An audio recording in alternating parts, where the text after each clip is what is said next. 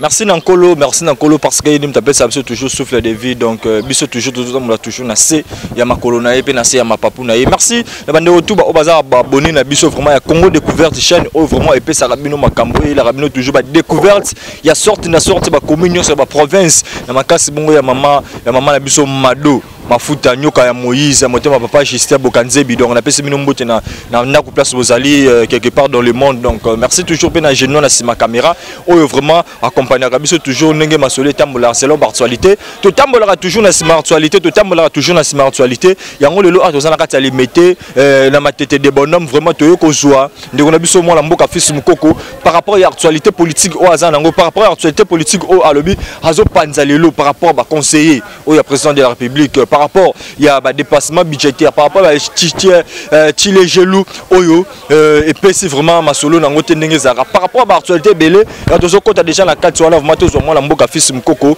après tout l'axabino et là on est office mukoko moi la mboka azana ngo ya koloba pa la population donc merci na abonner tout beau s'abonner massivement la chaîne de Congo Découverte TV na makasi bonga maman Mado mafuta motema papa Justin Bokanzebi donc merci toujours la confiance au PC Prince les parvenus de la presse roi du Congo central donc Moranzambe merci toujours la confiance na bino peu masolo ezate autant que ça panier zotambola bandeko tout inane na biso contribution na bino et ça la bien vraiment bo bengi na numéro ezawana contribution na bino par rapport à inane na biso et ça la biso bien na makasi na bino yango biso to telemara toujours boy donc ceux qui botie biso contribution par rapport à inane na biso donc et ça la moi j'ai merci na accordé JCBC ça na mama Charoufa na nenga palin to ko ta déjà place moi na mboka fils mko kaza tout l'axe bino nini au moins na mboka fils mko kaza na ngoya roloba donc bye depuis ba kenda to kipa bangote to recenser bango to pesa bango moi quelque chose pour bazwa moi motivation pour na 2023 bako risquer payer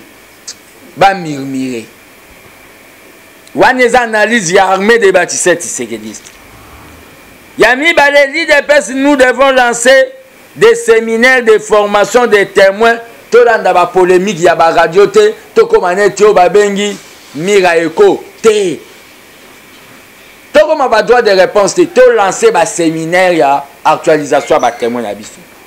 Troisième malheureusement, l'IDPS, nous devons, dans chaque fédération, tout ça là, on va bengi chaîne Moko ya TV dans chaque fédération d'Abisso. Chaîne, il y a télévision et radio. Sans la communication, vous ne pouvez pas faire la politique. L'IDPS, 4. Pour gagner l'élection, il faut que Somba Bengi, imprimerie ultra moderne, il y a Bisso Moko. Pour n'avoir objet, il y a visibilité na Bisso. Je dis bien imprimerie ultra moderne. Il y a Bisso Moko. Pour ça, ma fiche, ma base, il y a Bisso Moko. 5. Leader, pour que nous gagnions les élections, il faut tout ça ba bengi chaîne de solidarité sociale. Ba combattant ba na piaka ba na passe. Il y a lutte contre la pauvreté. Puis il faut tout ça ba bengi chaîne ya sécurité sociale. Wana na lobby pour na IDPS, il faut tout ça la imprimerie na biso peut tout sécuriser ba combattant socialement. Union sacrée. Union sacrée, nous en 2023, président n'a pas soutenir rien. Hein, je suis de l'Union sacrée. En 2023, président n'a pas soutenir le Tozo Yoka. Gardien du temple à l'objet que Moututo Zolo va soutenir le président de l'Union sacrée. Il faut passer là où un engagement officiel. Télévisé. Moi, X. J'accepte de soutenir l'Union sacrée pour soutenir Fatih en 2023. Engagement officiel. Parce qu'il y a des politiciens congolais, ce sont des caméléons. Toye bibino bien. Bozaba caméléons. Bosanja couleur par pam. Deuxième éloko. Na Union sacrée wana. Il faut passer là au bengi. Compte Union sacrée, $1 pour soutenir Fatih. Pour biso toke campagne en bon l'état. Si toke campagne en bon l'état, c'est que to salinde kabila banda ko sala. donc union sacrée $1 pour Fati na ye na telemi na bi nga na mutu ya IDPS $1 na nga bapesi nga quittance IDPS mutu ya FDC ya lobi $1 pour Fati bapesi quittance INSA ya lobi $1 na suka na compte ya bapesi biso sommation toyebake soki biso IDPS totiaki 10 INC batiaki 5 AFDC batiaki 6 oyo batiaki boye toyebi même sur le plan financier parti et soutenaki à combien lelo na yo finga vraiment mutu te na ndeko pesa ba solution wana eza par rapport na l'élection yango nde na remercier bino mboke kufa elobi te biso ba congolais to kufa ba boma mboka oyo ils ont tué les structures ils ont les infrastructures ils ont tué l'éducation la santé ils ont tué le Natra ils ont tué Jekamine ils ont tué Kwilingongo ils ont c'est Sambo Kekufa ne venez pas dire et Fatia Kekolobango na Lodja et a un message rapport à Pesa Lumumba que Mboko Tika et Kufa pour na ba politicien ba boma yango qui ne sait pas qu'il y a un pillage dans ces pays, qui ne sait pas que Mobutu avait dit après moi c'est le déluge. J'ai dit et je vous remercie, j'attends vos questions. Na auto répondre s'il vous plaît. Na auto répondre dans haut et ça mesure moko Augustin Kabouya et ça mesure conservatoire. En attendant ba koka kosa banquette. Ceux qui basal banquette ba achevé pe Augustin Kabouya alobaki dans ligne des chaînes radio de la place. Ceux qui basal banquette ba moni ki aza innocent ba ko rétablir na wo. Non, moi je ne vais pas dans le cadre de la polémique. Mesure wana bazui eza mesure exemplaire bazui yango epanaye. Je connais bien Marcelin Bilomba ba accusé lokola ba accusé le parti pour sauvegarder image ya na ye ezui mesure wana lobi bakoya la bazwa kango et pas batu misusu te. Mais ceux qui bazui yango lele panaye c'est parce que na batu misusu te lobi ba critica qui parti. Vous comprenez? Il y a d'autres choses qu'on fait aujourd'hui. C'est parce que hier tout ça qui nous avons eu des critiques. On doit comprendre aussi l'IDPS. Bazui yango non, ils ont acharnement vis-à-vis naye. Mais bazui yango pour donner aux autres l'exemple, ils n'ont pas droit à l'erreur parce que nous n'avons pas droit vraiment nous l'IDPS à l'erreur. Position d'anglaise que ceux qui justice et innocenté va rétablir na ba droit naye. Mais ceux qui justice et bimisie que coupable na mambwana il faut mériter et pas abiso ba social démocrate ba bengaka auto exclusion. Question monsieur. Ça ne se sent pas. Ça ne se sent pas parce que ba boma mboka. Et nous avons hérité au ba bengaka un pays où il faut tout tonga. Na auto expliquer no bilo ba boma. Le peuple d'abord c'est tout un processus. Bayaka na idéologie kanyamaka cessé eza abiso te mais tozongisa. Na auto ça bilan partiel. Mais le président continue à donner espoir na travail au azo compter comme ça na dernier conseil des ministres abeti sous CT.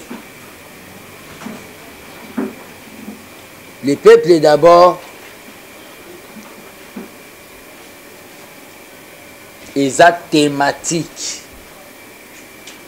Le peuple d'abord, vous avez vu quand même des bis transco ici. Le peuple d'abord,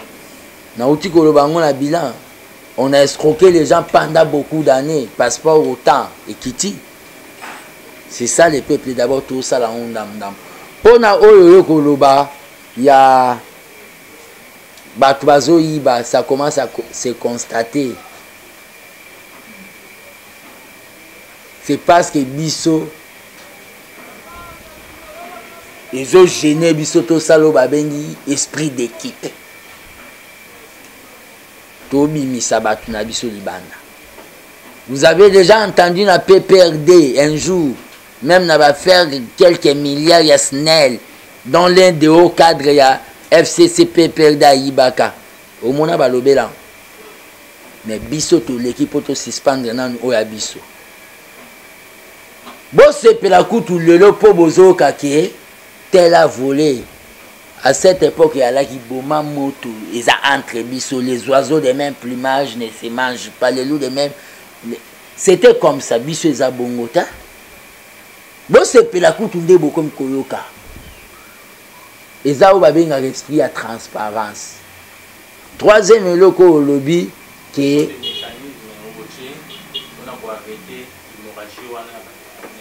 mécanisme autotier et ali on a proposé il faut renforcer capacité à inspection générale à la justice. Au moins une magistrat soit faible. Ata va fundi ministre mo wana auli ça mais ceux qui va pesi ba capacité au inspecteur à finance ba nango. Makamwana to arrêter en. Et en plus au lobby IGF c'est bon. Au lobby oui. Ouais, IGF c'est bon mais c'est comme si tout sentir bakandi oui. Mais bakandi parce qu'il y a au une faiblesse dans niveau ya inspection générale et la justice. Déjà, mon conseil Azolinga a activé Ango pour Amoni, il est un peu de laisser aller, alors il est un peu de laisser aller côté. Likamo lobby eza na katiana ya makasi eza ni. Il y a par rapport à IGF. Tu vois déjà na répondre. Oui, likamo na baki par rapport il y a makasi. Bon, c'est bon, on peut passer une opposition ici hein. Malgré on doit avoir une opposition. Est-ce qu'on peut interdire à un président de la République à sa tournée nationale?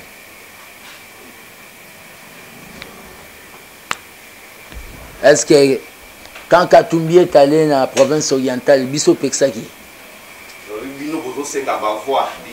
Mais cette opposition-là trouve...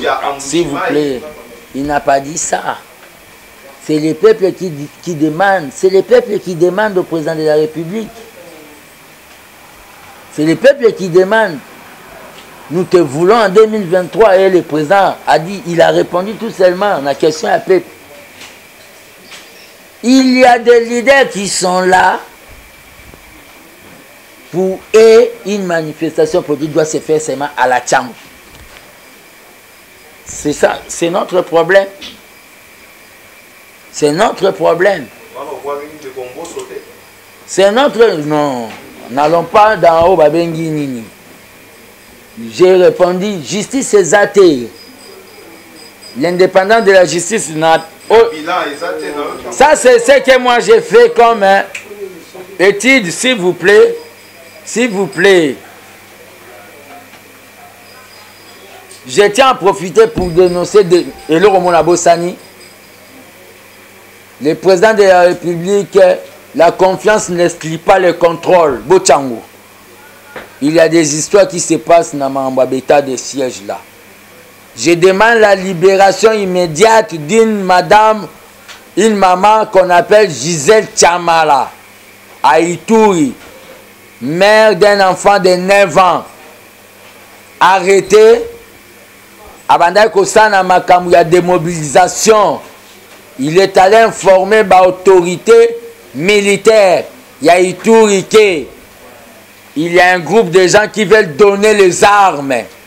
Et cette femme, on l'a appelée, venez au bureau. On l'a arrêtée, Gisèle Chamala. Avant que je balance ces photos, je vais vous donner la presse, ma photo naye, na mwana, azana Ituri. Bakangiye, ayaka sali lisolo maladiboso, azonginda kuba FC yaka, po, te ba ndengeni toko sala démobilisation, batu basimbi minduki po kimye kota. Bakangiye, il est emprisonné na Ituri. Je demande sa libération. Président de la République, état de siège c'est bon, c'est pour pacifier, mais la confiance n'exclut pas le contrôle. Quand Vous avez dit le nom les politiciens en question, c'est qui? Ah, bon, je réponds à votre question. Personnellement, je ne les connais pas.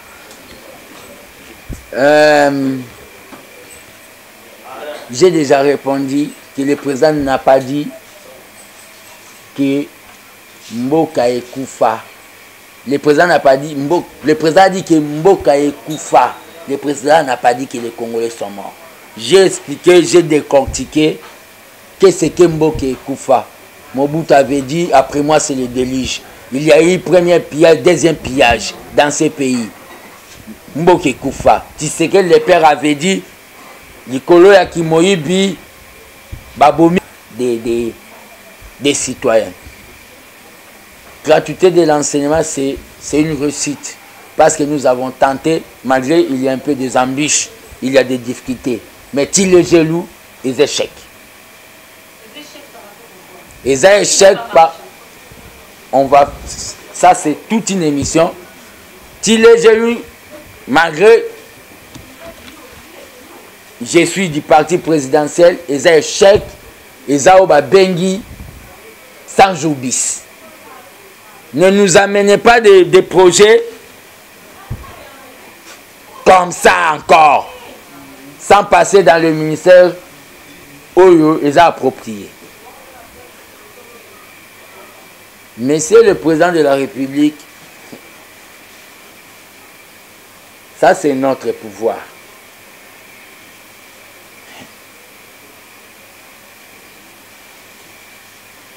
Les conseillers là vont fuir. Si nous échouons, ils vont fuir ces conseillers. Mais notre parti risquera d'appartenir parmi les partis déclassés. Monsieur le Président,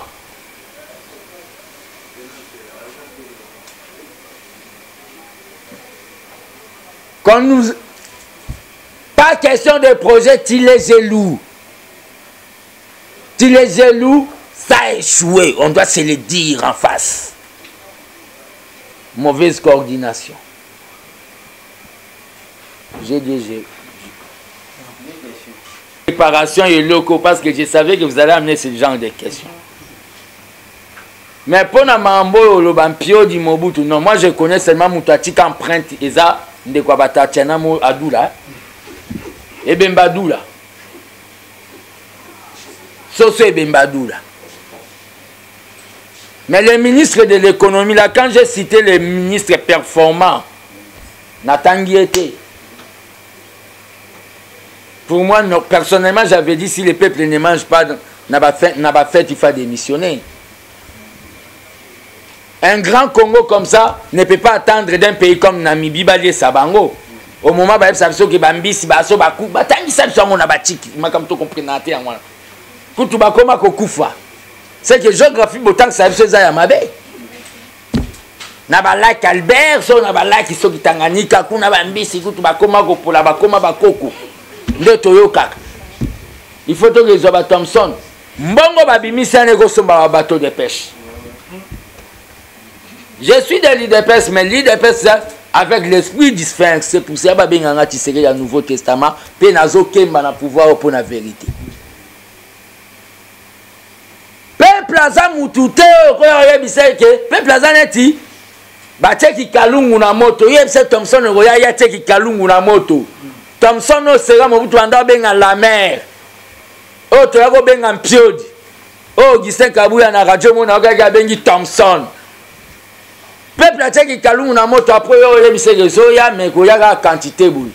Peuple va expliquer que des gouvernements qu'on va remanier des warriors parce que je suis pour les remaniements.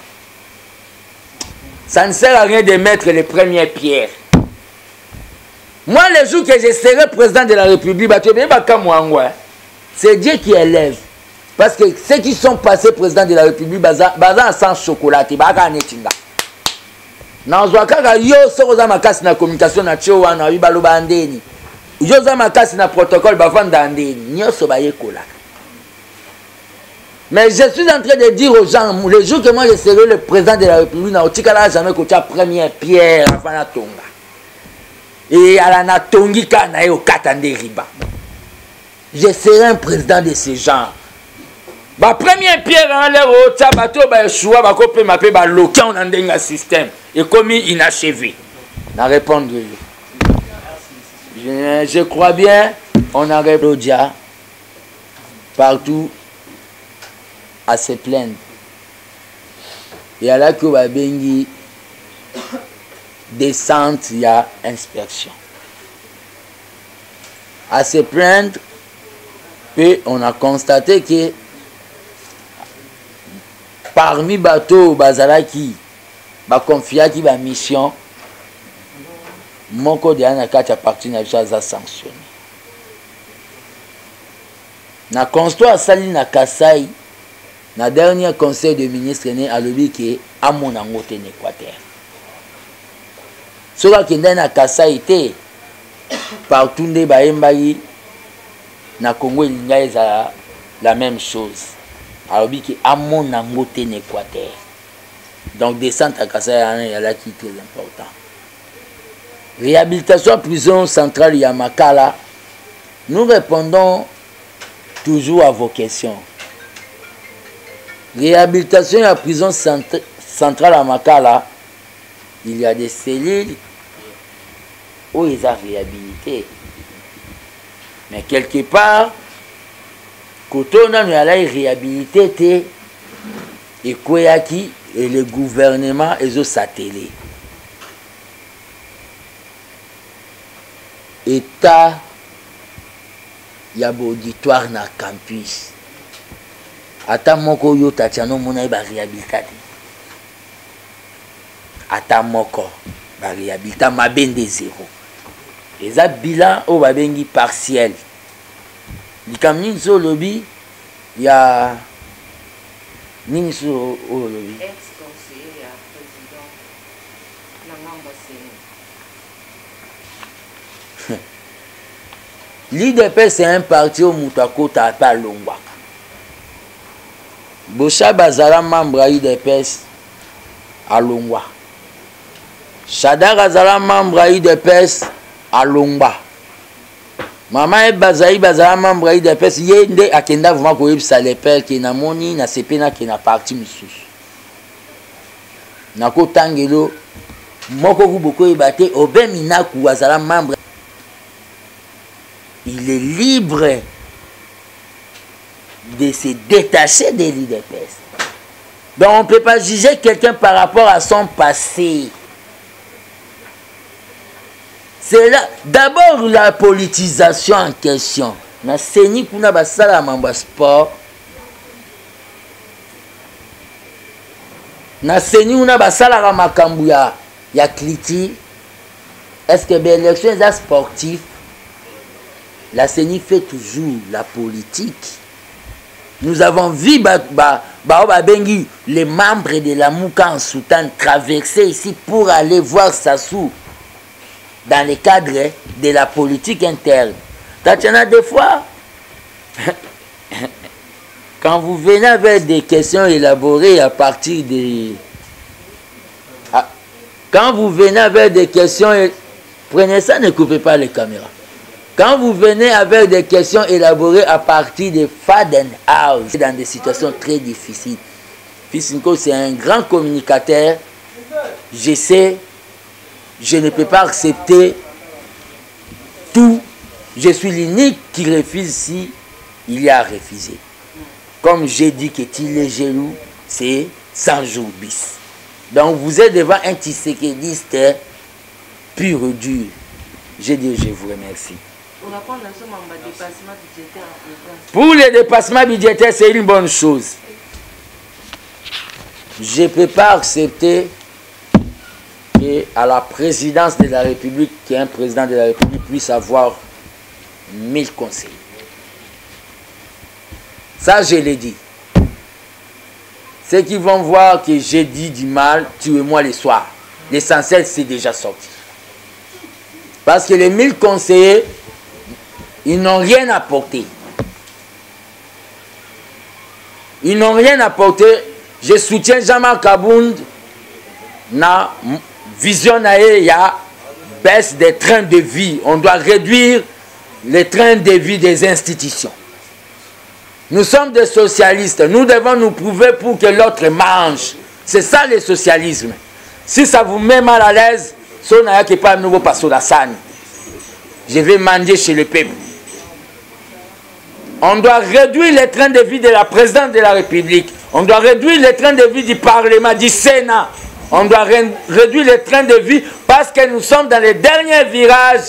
Dans les derniers virages, 2022, c'est une année de sacrifice.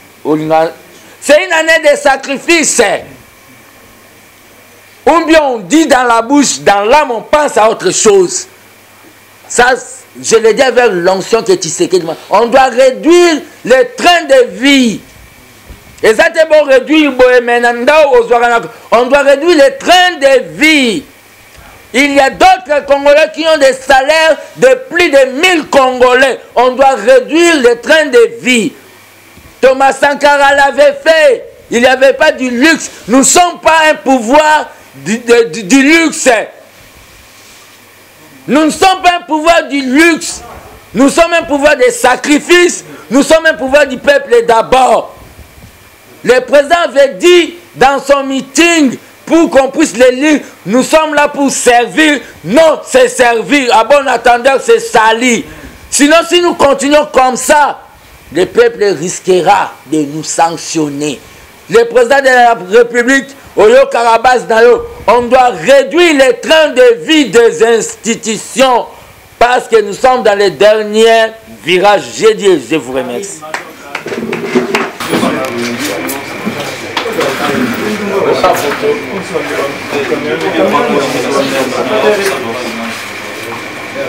Ouais, merci très cher internaute Onos Ozaki branché Kobanda et Bandeliti Soukanango vraiment Tozaki bongo ensemble mon amboka fils Mkoko gardien du temple Oyo alobaka papa Tshisekedi atikela ba makambo ebele ba vérité o auto bimisa on a mabino mo monyango vraiment merci na bandeko tout balandi biso partout dans le monde entier encore une fois et vous s'abonner massivement